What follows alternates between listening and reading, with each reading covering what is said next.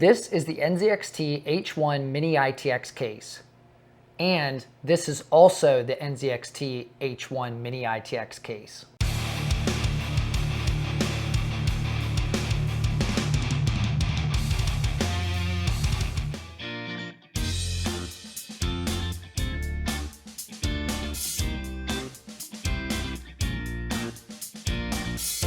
Hey, what's going on YouTube? Danny here with Danny's Tech Channel. If this is your first time to the channel, I frequently talk about hardware reviews, sometimes do PC builds, and every now and then I'll throw in a little how-to video as well. Today, I'm addressing NZXT's H1 Mini ITX chassis. As you saw in the video earlier, there's a potential fire issue that's happened with their H1 case series. But let me read right from NZXT's website what the issue is and kind of give you an idea of how this is happening. We have identified that the two screws that attach the PCIe riser assembly to the chassis may cause an electrical short circuit in the printed circuit board, or PCB. Repair kits are being prepared that include two new screws that address the issue along with instructions on how to repair them. The issue was the screws that go through the PCB that hold your graphics card in, the metal screw was shorting out the electronics in the PCB. It was creating a grounding issue, and that was creating the flames that you saw, or the shorting. This has an extremely low probability. In fact, I bought my case in April of 2020, and there's been no issues for me. I ran it from April when I built it, all the way up to, I think it was September or October. Whenever it first got identified, I ripped the computer apart, and it's been sitting like this ever since. There are two options that you can do. You can email NZXT directly. They have a support hotline email as well as a phone number that you can call for this exact issue, for the H1 case issue. It's h1support@nzxt.com. I'll put it on the screen so you can actually see it. That's how to order your repair kit. I emailed them, and I got an email response back very quickly, even though they're very limited on their people right now because of people working from home and teleworking and all kinds of stuff. They were really responsive, and it was a back and forth email conversation. I told them what case I had. They asked for a little bit more information. In fact, I was actually in the process of moving at the time, and they were patient enough for me to finish my move, unpack all my stuff, and then get the actual serial number of the case, because this was all packed away in the moving truck. So props to NZXT for being so patient with me and getting all this stuff out to me very fast, because I already got my repair kit, and I'm going to show you today how to install it. There's also a temp fix that you can remove one of the riser screws, I guess the one that's creating the short circuit, and then you can wait until your repair kit arrives and continue using your PC as desired. So let's take a look at this repair kit. There's really only three things in the kit here. It's a pretty simple kit, and I'm happy that they were able to get it so quick. The very first thing you'll notice is there is a big repair guide paper.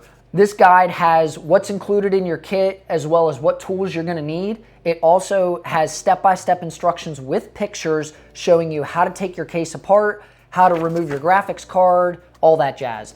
So I guess really, what do you need this video for? But the guide is very useful, very helpful, and easy to read. And then on top of that, you have two Ziploc baggies, one with your nylon screws and one with your nylon nuts.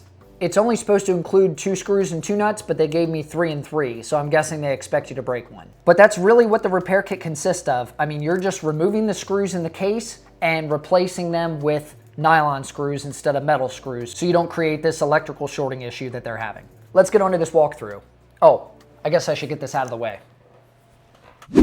This case doesn't have any parts in it right now, so the way this is the way it comes out of the box. I took all of my hardware out. But the first thing you're gonna do, no matter what, if you have parts in it or not, is remove your front glass panel. You just pull on the panel and the whole thing pops off. It's actually got these little attachment points that just snap into the case. So remove your front glass panel, flip it around, remove your back glass panel. It works the exact same way. You can put your hands underneath, you just pry on it and it pops right off. You could set that to the side as well. And then this U-shaped panel is actually one big piece. You'll just grab the sides of it and it slides straight up the top. So the side you need to get to is this, where this cardboard box is. This is the accessory box. I'm just gonna pull mine out of the way. Now, if you have the NZXT and it's a pre-built system, you'll have a graphics card in here. Okay, I put a graphics card in here just to show you exactly how to take care of this. You can come in the side, grab your PCI connector that plugs in power to your graphics card. You'll pinch and pull. If you look to the side, there's a bracket right here towards this is the actual front of your case. There'll be a screw here and a screw here. I already took mine out just to make this video easier, but you'll take these two screws out and you can run your screwdriver underneath this bar right here and get to it.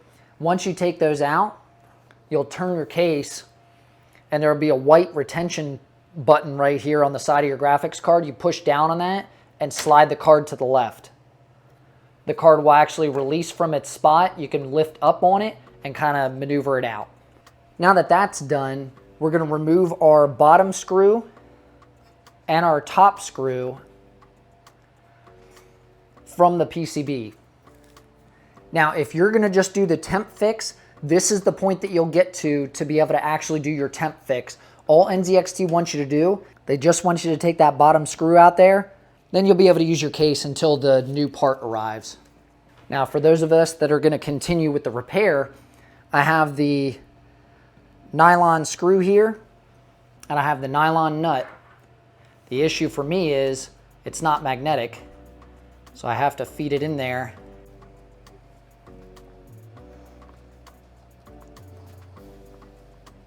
Now I have a small pair of pliers that I'm going to use to hold my nut in place while I thread it. All right, so that one's good. Let's move on to the top one. I'm only removing one at a time so that I don't drop the PCB down. One screw will secure it while the other one is out. You can see how loose that makes it now, just from taking that one out. That's why I really don't recommend using the temp fix if you don't have to.